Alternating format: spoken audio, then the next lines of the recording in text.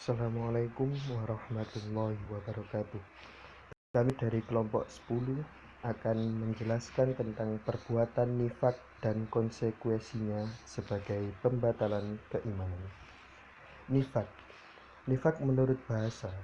Kata nifak berasal dari kata nifako alia rodbu.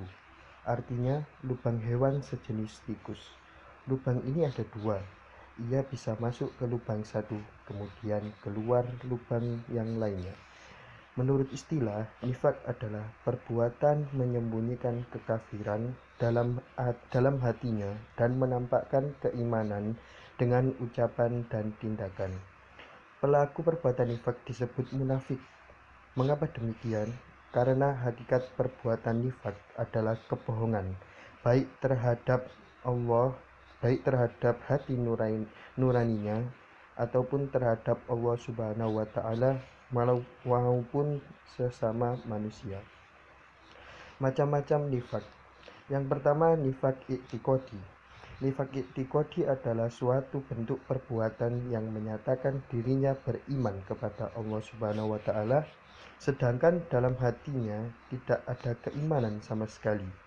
Dia sholat, bersedekah, dan beramal soleh lainnya, namun tindakannya itu tanpa didasari keimanan dalam hatinya, seperti firman Allah Subhanahu wa Ta'ala, innal munafiqina yukhadi'una Allah wa huwa khadi'uhum wa idza qamu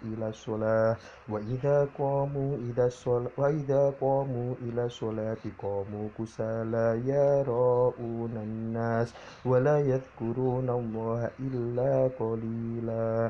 Sesungguhnya orang-orang munafik itu menipu Allah, dan Allah akan membalas tipuan mereka. Dan apabila mereka berdiri untuk sholat, mereka berdiri dengan malas.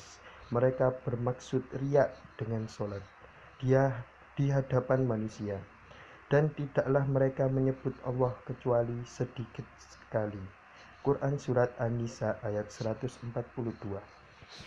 Nifak jenis ini ada 4 macam, yaitu mendustakan Rasulullah SAW atau mendustakan sebagai dari apa yang beliau bawa, membenci Rasulullah SAW atau membenci sebagian apa yang beliau bawa, merasa gembira dengan kemunduran agama Islam, tidak senang dengan kemenangan Islam.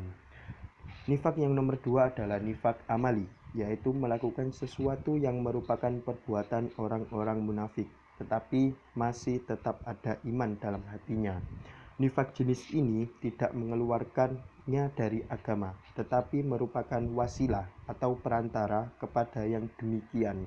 Maksudnya demikian ialah seperti perantara ke jalan munafik tersebut atau jalan nifak tersebut. Di nifak amali ini pelaku berada di antara iman dan nifak. Akan tetapi bila nifak lebih besar daripada imannya, maka dia akan terjerumus ke dalam nifak yang sesungguhnya. Seperti sabda Rasulullah berikut ini, arba'um man kunna fihi kana munafiqun khalisa wa man kanat fihi khoslatun minhunna kanat fihi khottah minal nifaqi hatta yad'aha idza tumina khana wa idza haddatsa kadzaba wa idza ahada khadara wa idza khasama fajara. Artinya, ada 4 hal yang jika terdapat pada diri seseorang, maka ia menjadi seseorang munafik sejati. Dan jika terdapat pada salah satu dari sifat tersebut, maka ia memiliki satu karakter kemunafikan hingga ia meninggalkannya. Berikut 4 hal yang disebutkan dalam sabda Nabi tersebut.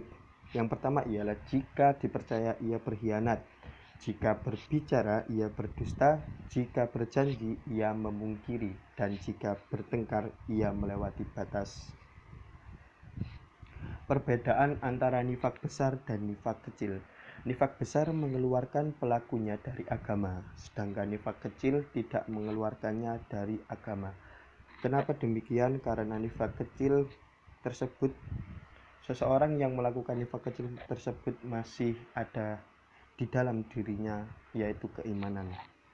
Nifak besar adalah berbedanya yang lahir dengan yang batin dalam hal keyakinan, Sedangkan nifak kecil adalah berbedanya yang lahir dengan yang batin dalam hal perbuatan, bukan dalam hal keyakinan. Nifak besar tidak terjadi dari seorang mukmin, sedangkan nifak kecil bisa terjadi dari seorang mukmin. Pada umumnya pelaku nifak besar tidak bertaubat. Seandainya pun bertaubat, maka ada perbedaan pendapat tentang diterimanya taubatnya di hadapan hakim. Maksudnya di hadapan hakim ialah di hadapan Allah Subhanahu wa taala. Lain halnya dengan nifak kecil, pelakunya terkadang bertaubat kepada Allah sehingga Allah menerima taubatnya. Allah Subhanahu wa taala berfirman, "Summum bukmun umyun fahum la yarji'un." Mereka tuli, bisu dan buta, maka tidaklah mereka akan kembali ke jalan yang benar. Quran surat Al-Baqarah ayat 18. Juga firman Allah berikutnya ialah awala yarawna annahum yutuna fi kulli amin marata aw marataini thumma la yatubuna walahum yadakkarun. Artinya, dan tidakkah mereka orang-orang munafik memperhatikan bahwa mereka diuji sekali atau dua kali setiap tahun, kemudian mereka tidak juga bertaubat dan tidak pula mengambil pelajaran. Surat At-Taubat ayat 126. Ciri-ciri perbuatan yang masuk kategori nifak: tidak mampu menegakkan sholat kecuali dengan malas-malasan. Ia merasa ragu terhadap balasan Allah Subhanahu wa taala. Orang seperti ini biasanya sholat apabila agar dilihat oleh orang lain, atau biasanya mengerjakan sholat apabila disuruh atau dipaksa. Yang nomor 2 adalah hanya berpikir jangka pendek, yaitu kekayaan duniawi semata.